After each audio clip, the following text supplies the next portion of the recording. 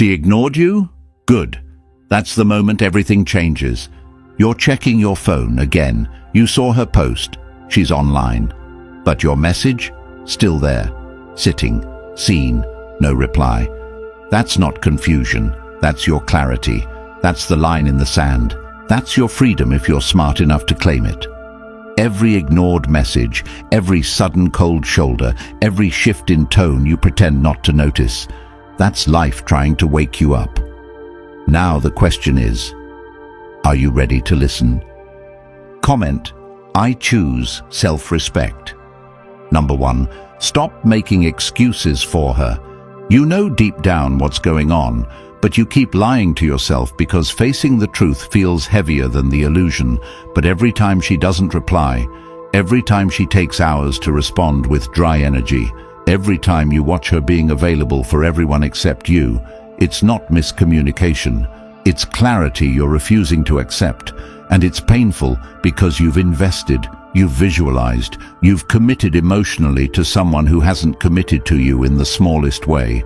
And still, you try to explain away her absence.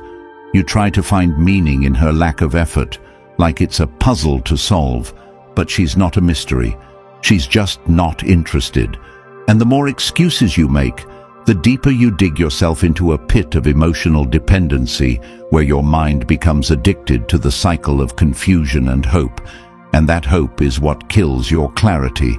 It keeps you stuck in a mental loop, waiting for her to change, waiting for her to see your worth, when all along she's showing you loud and clear that she doesn't value your presence the way you value hers. But instead of walking away, you bargain with reality. You tell yourself she's going through things. She's not ready. She's scared of love. She's been hurt. But all that does is trap you in a fantasy where your loyalty is wasted on someone who treats you like a convenience. And men who grow don't chase confusion. They walk with awareness. They read behavior like data. They don't interpret absence as potential. They accept it as a boundary. And it's not about being bitter. It's about being honest with yourself. Because once you stop protecting her disrespect with your excuses, you free yourself from the illusion that your time and love can change someone who has no intention of meeting you halfway, and you begin to realize that love isn't a test of your endurance. It's a mirror of mutual investment, and the second you let go of the fantasy that she'll wake up and suddenly see your value, you take the power back. The energy you've been pouring into her silence comes back to you, and that's where life starts to shift, because now you're no longer wasting emotion on what you wish she'd be. You're observing who she is and acting accordingly. And that's where maturity begins, not in staying longer and hoping harder, but in leaving earlier and healing faster. Because the truth is, most men stay too long, not because they're weak, but because they were never taught to protect their peace before their passion. And the world teaches you that effort earns love. But that's only half the story. Effort only matters when it's mutual. But when you're the only one trying, you're not building a relationship. You're building a shrine to someone who wouldn't even notice if you stopped trying. And that's why your first move isn't to do more, but to detach, to cut the cord between your effort and her response. And when you do that, everything changes. Your mind clears up, your emotions settle, your energy resets, and suddenly you can see that every excuse you made for her was a way to avoid making standards for yourself. Because it's easier to say she's busy than to admit she's uninterested. It's easier to say she's scared than to accept she's selfish. It's easier to say she's healing than to accept she's just not choosing you. But none of those stories serve you. They keep you stuck in emotional labor for someone who isn't lifting a finger to meet you where you are. And when you stop telling yourself those stories, you begin to live in reality. And reality isn't always kind, but it's always clean. It doesn't waste your time. It doesn't dangle false hope. And it doesn't ask you to chase people who keep walking away. And the moment you sit with that pain without covering it with excuses, you grow. You become the kind of person who doesn't need others to validate what they feel, because you've learned to trust what you see, not just what you wish. And that level of emotional discipline is where everything starts to shift. Your relationships, your confidence, your standards, they all upgrade the moment you decide to stop rationalizing disrespect and start responding to it with action. And action doesn't mean drama. It means detachment. It means letting go without asking why. Because someone who values you won't leave you confused, and someone who confuses you repeatedly does not value you. And the sooner you accept that, the sooner your life opens up to connections that actually feel safe, easy, and mutual. And you stop being emotionally tired from people who don't even deserve your name in their inbox, and your peace becomes more important than her attention. And that's when the growth becomes undeniable, when you no longer see rejection as failure, but as redirection. When you stop negotiating with behavior that disrespects your time, when you no longer lower your value just to stay close to someone who never planned to keep you close anyway. And the next time you feel that familiar sting of being ignored, don't reach out. Don't make an excuse. Don't justify it. Just pause, breathe, and ask yourself, would I want this kind of effort from someone I care about? And if the answer is no, then why am I accepting it from her? That question alone could change your entire direction.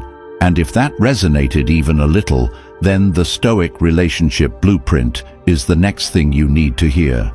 It's not just a book, it's a guide that rewires the way you think about yourself, your relationships, and your worth. Built from timeless Stoic principles and designed for the man who's tired of confusion, tired of overthinking, and ready to lead his life with clarity, control, and calm power. And now it's available as an audiobook, so you can absorb every powerful lesson while walking, jogging, driving, whenever your mind is most open. Once it's yours, it's always yours. Lifetime access, unshakable knowledge. Click the link in the comments and start listening today, because the man who starts leading himself stops chasing the wrong people. Number 2, detachment is power. You start off thinking you just want closure, but the longer you stay emotionally hooked to someone who barely acknowledges your presence, the more you become a prisoner of your own expectations. Because detachment is not something that happens when you're done. It's something you practice while you're in the middle of caring too much for someone who doesn't show up. And every time you sit there refreshing the chat, waiting for her name to pop up, every time you lower your standards for another half-hearted response, every time you hold back your truth just to keep her comfortable, you are giving pieces of your identity away in exchange for a feeling that's not even being returned. And the hard truth is, she doesn't think about you the way you think about her, because if she did, she'd make it clear. And this idea that maybe she just needs more time, maybe she's just scared, maybe she's going through something, that's what keeps you locked in a pattern of emotional slavery, where you're constantly guessing instead of living. And this is where detachment comes in, not as an escape, but as a weapon, because the second you decide to pull your energy back and stop rewarding people with your attention just because you feel something strong for them, you start to take the wheel of your life back. And that's when the fog starts to clear, because now you're not chasing her response to feel worthy. You're building a mindset that doesn't rely on external validation to be at peace. And what nobody tells you is that emotional discipline is the highest form of freedom. Because when you stop tying your value to whether or not someone texts you back, you begin to break the chains of people-pleasing. And this isn't about being cold, it's about being clear. It's about learning to walk away with your self-worth intact, because nothing is more pathetic than watching someone beg to be noticed by someone who treats them like a placeholder. And you know what's worse than rejection? Delayed rejection disguised as indifference. And every time she ghosts you, you take the hit, you absorb the disappointment, and then, when she comes back with another dry message, you respond like nothing happened, and you call it loyalty. But it's not, it's fear and ego and comfort and weakness. And the man who rises isn't the one who keeps proving his love to someone who keeps failing to return it. It's the one who knows how to care without clinging, who knows how to offer without expecting, who knows when to let go without needing closure, because he understands that emotional power isn't about control over others, it's about control over himself, and detachment is built in moments of silence, in moments when you want to check your phone and don't, in moments when you want to chase and you pause and ask why, because the moment you need her to reply, to feel like yourself, is the moment you've lost control. And that's the moment you need to flip the script and ask yourself, what exactly am I chasing? Is it really her? Or is it the version of myself I keep trying to become in her eyes? And if it's the second you're done, you've lost, because you're no longer living for your standards. You're living for her permission, and no one can grow inside someone else's emotional prison. So step back, reclaim your time, start walking in the opposite direction of confusion. Because the truth is, detachment isn't about punishing her, it's about protecting yourself. It's about taking inventory of your life and asking how much energy you've spent on people who don't care, how many days you've wasted feeling low over someone who doesn't even notice how much potential you've buried under the weight of constantly waiting for someone to choose you. And this is the moment where that ends, not with a dramatic exit, but with a quiet reset, because true detachment is when you can look at someone you once obsessed over and feel nothing but peace, not because they changed, but because you did, because you finally understood that connection without reciprocation is nothing more than fantasy, and no matter how much you want it to be real, if she isn't showing up with the same energy, it doesn't matter how good the conversations were or how close you thought you were becoming, because what matters isn't what happened when it was good. It's how she shows up when it counts, when things slow down, when life gets quiet, and if she's not there, then she's not yours. And the sooner you stop acting like she is, the sooner you'll start moving like a man with a direction, and discipline and detachment is your first step. It's not passive, it's powerful. It's not silence, it's strategy.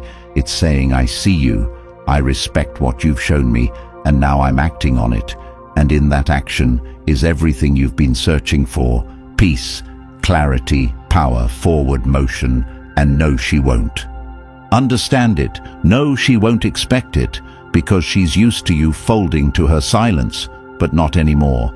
Now your absence becomes the consequence of her inaction, and your silence becomes your boundary, not your weakness. And she'll feel it. She'll feel it when your replies stop. She'll feel it when you stop chasing. She'll feel it when you stop trying to fix what never started properly. And when that moment comes, you won't care, because you'll be too busy building, too busy leveling up, too busy focusing on yourself to even notice she noticed. And that's when detachment becomes more than a mindset. It becomes a lifestyle where you no longer wait to be picked. You walk away and pick yourself every time, because peace is more valuable than attention, and respect is more powerful than attraction. And in the end, the man who learns to detach wins, not because he's above emotion, but because he knows how to master it without letting it master him. Number 3. You're not a backup plan. Getting treated like a second option never feels loud at first, because it creeps in quietly disguised as patience and optimism, and the idea that things might shift any moment now if enough effort is poured in. But the reality is, effort that isn't matched is not noble. It's a denial of reality, and over time the pattern becomes painfully obvious. The messages only come late at night, when she's bored. The attention only returns when it looks like you're finally moving on, and her warmth shows up. Not because she missed you, but because she noticed her control slipping. And that's not love. That's management. That's possession. That's the act of keeping someone just close enough to use, but far enough to never choose. And the sick part is how it becomes normal, because the average man isn't told to pay attention to what's not being said. The last-minute invites, the months between plans, the dry replies to heartfelt messages, the sudden disappearances, the endless "I've been busy" texts, all of it adds up to the loudest rejection of all. But instead of calling it what it is, The mind paints it as possibility, and the excuses start. She's going through something, she's not ready for something serious, she doesn't know what she wants. But the truth buried under all of that softness is she does know, she just doesn't want you in the way you're hoping. And the longer this dance continues, the more dignity is drained, one message at a time, one ignored call at a time, until all that's left is a man so used to crumbs, he thinks it's a feast. And this is where the lie must break, because being kept on standby is a subtle form of emotional control dressed up like freedom. But what it really does is shrink a person into silence, into waiting, into hoping. And the reason it works is because it plays on the part of a man that ties identity to being useful, to being chosen, to being good enough to finally be seen. But no amount of availability can convince someone to value what they already take for granted. And here's the brutal truth. If her energy only increases when she's afraid of losing you, and not because she genuinely values what you bring, then she's reacting to absence, not responding to worth. And that's not interest. It's fear of letting go of a safety net. And the longer you stay, the more it costs you time, energy, focus, self-respect. And eventually, you wake up and realize you're always there when she wants something, and invisible when she doesn't. And that's not a relationship, that's unpaid emotional labor.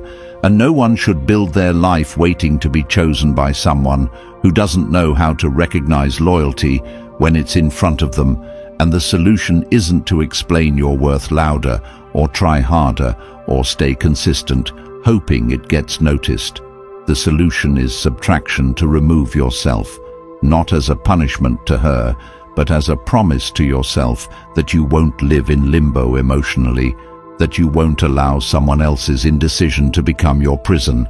And the second that choice is made, the healing begins, not because she apologizes or suddenly comes back changed, but because the space she used to occupy now becomes the room you used to build, to reset, to recalibrate. And most don't realize how deep the damage runs until they leave. Because being a backup isn't just about being overlooked. It's about constantly having to dim your needs to maintain access to someone who won't commit. And slowly that turns into a life that's built around the possibility of being chosen. And the tragedy of that is, while waiting to be chosen by someone else, life forgets to be lived for self, and years pass, and confidence fades and bitterness creeps in. Not because she was evil, but because self-betrayal was normalized, and nobody talks about how hard it is to walk away from almost, when almost gave you just enough to imagine it was real, but never enough to actually make it real. And the only way to break the spell is to stop chasing proof and start demanding peace. Not in words, but in action. And action means not replying to the late-night texts, not answering when she resurfaces after weeks, not engaging when the same pattern returns under a new excuse, because people don't change unless their patterns stop being rewarded. And right now, your presence is the reward she doesn't deserve, because she hasn't earned it, and she's not even trying to. And the only way that changes is when access is revoked, when energy is rerouted, when the waiting ends and the rebuilding begins. And that rebuilding starts small, getting clear on what you will never tolerate again. Setting non-negotiables, writing them down, and living by them so deeply that you don't need to explain them to anyone, because your actions speak before your words ever will. And that kind of clarity only comes when silence becomes discipline when walking away. Stops being emotional and becomes logical when you stop trying to force someone to love you and start becoming someone who only aligns with love that shows up, because temporary affection will never be enough for someone who values themselves deeply. And the truth is, once self-respect is experienced deeply enough, it becomes impossible to settle for half connection, because the body starts rejecting inconsistency like poison, and suddenly what once felt normal feels wrong, and what once felt exciting feels empty. And that's how transformation begins, not through rage, but through realization. The realization that being an option in someone else's life always requires sacrificing yourself in your own, and no more of that. Because from this point forward, second place is not acceptable, access is earned, consistency is required, and your peace is non-negotiable. Number 4. Respect starts with you. Respect doesn't begin when someone acknowledges your worth. It begins the moment you decide to stop abandoning yourself for the comfort of being temporarily seen, because being ignored hurts. But what really wounds you isn't the silence, it's the self-betrayal that follows when you keep giving access to someone who doesn't even treat your presence as meaningful. And too many people keep waiting for others to show them the standard, instead of becoming the standard themselves.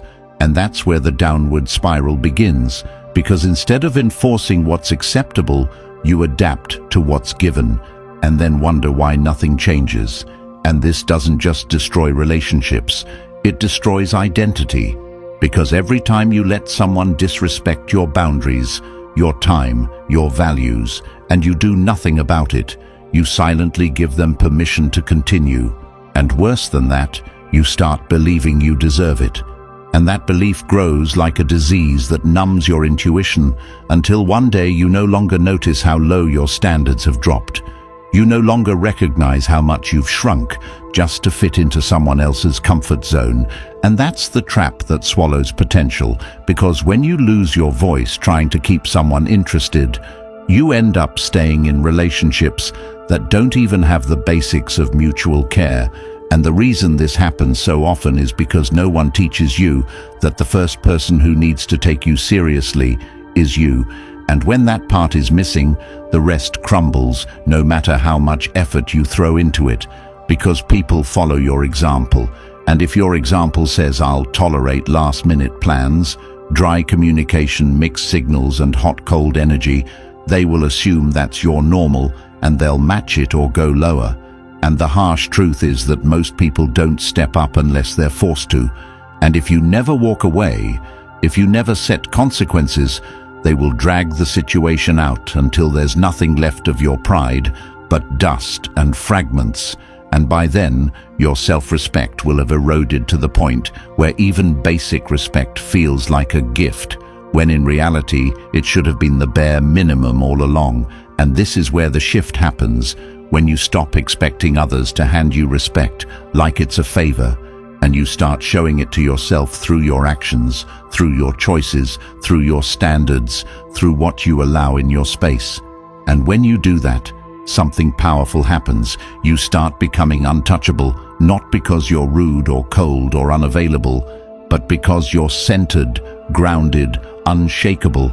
And when people sense that, they either rise to meet you or they remove themselves, and both outcomes are a win, because respect filters out those who don't belong and magnifies those who do. But that only happens if you stop trying to manage how others see you and start managing how you treat yourself. And that begins in the small things, the texts you choose not to reply, to the conversations you choose not to reopen, the invitations you choose to decline, not out of spite, but out of clarity, because every yes to someone who drains you is a no to someone who could build you. And the cost of staying around people who don't take you seriously is that you slowly stop taking yourself seriously too. And the longer you stay, the more distorted your perception becomes, until walking away feels harder than staying. And that's how you get stuck, because now you're emotionally tied to someone who doesn't value you, and you convince yourself leaving is giving up, when really staying is the real surrender, because now you're not leading your life, you're reacting to theirs. You're not building, you're maintaining a situation that already broke, and you're hoping that if you just keep proving your value, they'll see it, but they won't. Because people don't see value through desperation, they see it through distance. They see it when you walk, they see it when you stop explaining. They see it when you stop negotiating with your dignity just to keep their attention. And this is the part no one tells you when you finally get tired of tolerating what you would never recommend to someone you love. you begin the real work of healing. And healing isn't about blaming them. It's about taking full ownership of every time you let them disrespect you and said nothing, every time you ignored the signs, every time you stayed longer than your peace allowed. And the moment you do that is the moment everything changes, because now you're not waiting for them to become better, you're becoming better. You're not watching their behavior, you're correcting yours, and that's how you rebuild from nothing. That's how you restore the inner strength that doesn't shake just because someone else doesn't choose you, because the truth is, no one can choose you if you haven't chosen yourself first. And choosing yourself means making decisions that feel hard in the moment, but liberating in the long run. It means turning your back on the people who confuse you and investing deeply in the people who energize you. And if no one around you does that, then it means learning how to energize yourself, how to become the source of your own validation, your own motivation, your own peace, so that no one can dangle it in front of you and take it away. The second they feel like they've got you on a string, and when you become that person, the whole game changes. The people you attract, the way you move, the things you tolerate, it all upgrades automatically, because now you're not operating from lack, you're operating from surplus. And when you live from surplus, you don't chase, you don't beg, you don't wait, you align. And anything that doesn't fit, that alignment becomes unappealing, no matter how attractive it used to be. And that is how you make respect a non-negotiable in your life.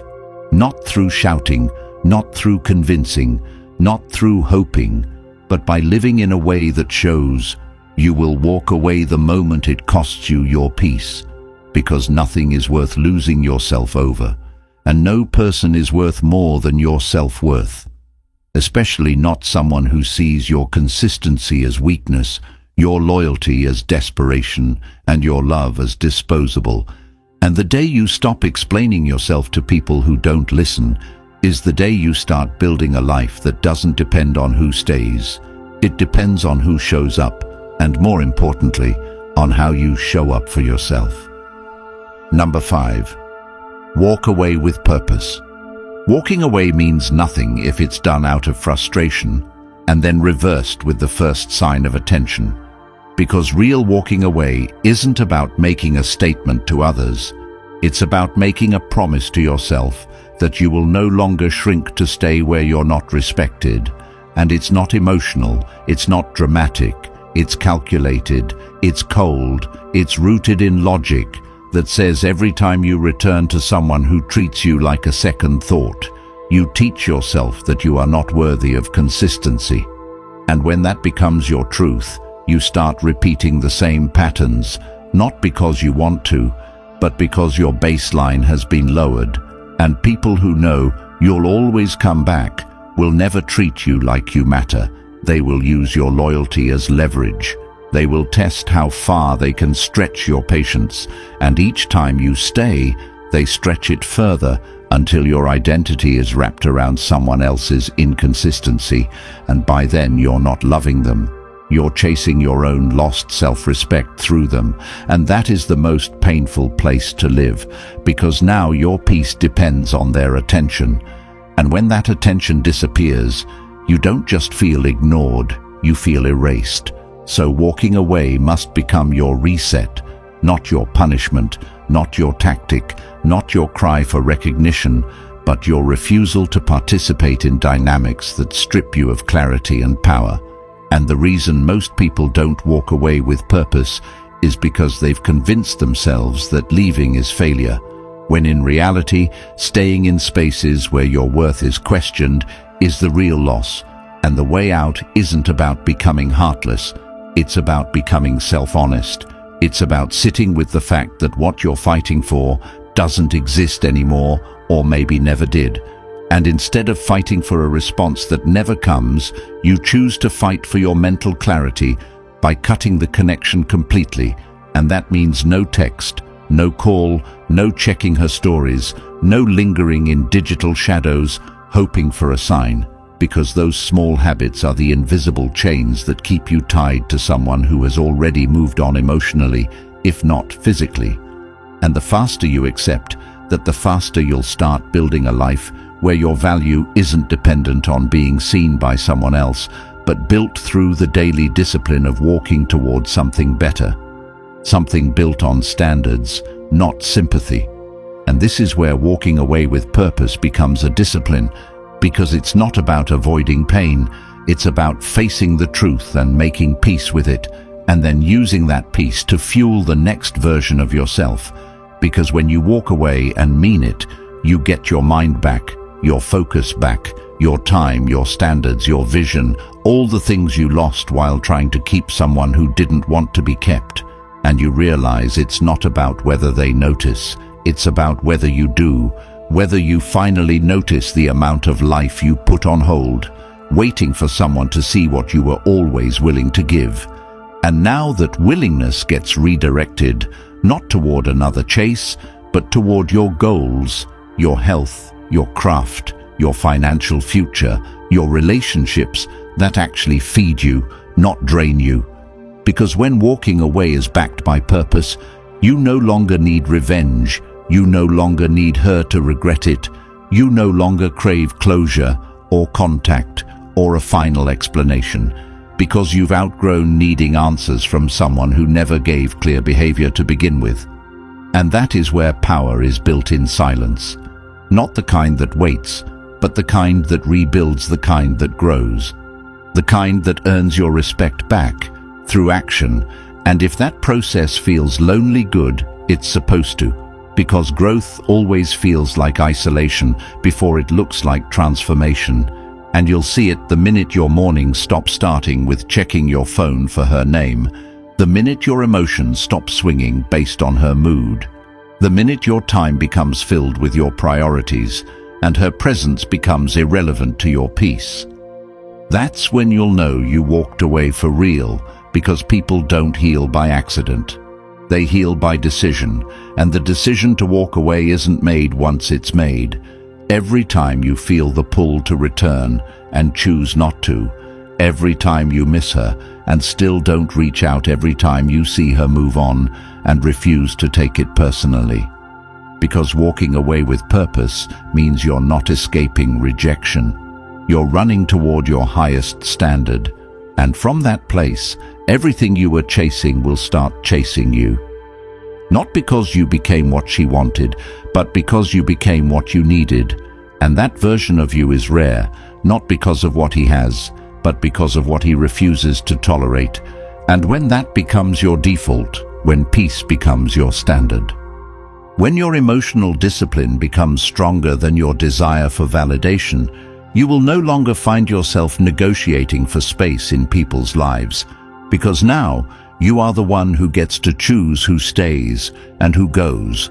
And that is the freedom you were always looking for in her approval, but could only find by walking away and never looking back. If you're still listening, it means you're done living as someone who begs for crumbs, done waiting to be chosen by people who don't even see you. Now it's your time to choose yourself. Society profits when you stay lost, confused, emotionally dependent. And they definitely don't want you holding a blueprint that makes you powerful, grounded, and free from emotional control. But the Stoic relationship. Blueprint exists, and it's here for you now. Raw, timeless truth, built for men who are ready to stop chasing and start leading. And the best part? It's now in audiobook format, so you can listen while walking, training, driving, reprogramming your mind while rebuilding your life. Once you grab it, it's yours forever. The link is in the comments. If you're ready to never be the same again, comment "I choose clarity," like this video, and subscribe so more men can find this truth before they waste another year on people who never deserved them.